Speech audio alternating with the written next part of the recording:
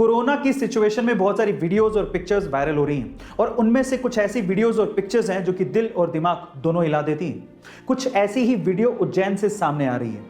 Corona के second wave की वजह से मरीजों की संख्या एकदम से बढ़ गई है और उसकी वजह से एम्बुलेंस से लेके ऑक्सीजन के सिलेंडर तक की कमी हो गई है।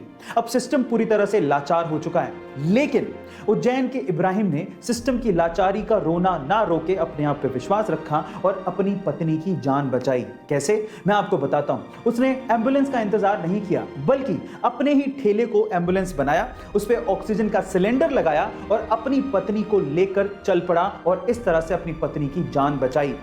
इब्राहिम का यह कहना है कि अगर थोड़ी सी भी देर हो जाती तो शायद वो अपनी पत्नी को नहीं बचा पाते। गाइस, इस इंसिडेंट के बारे में आपका क्या कहना है चैट सेक्शन में जरूर लिखिएगा। और ऐसे वीडियोस के लिए YouTube पे हमारे चैनल को सब्सक्राइब कर लीजिएगा।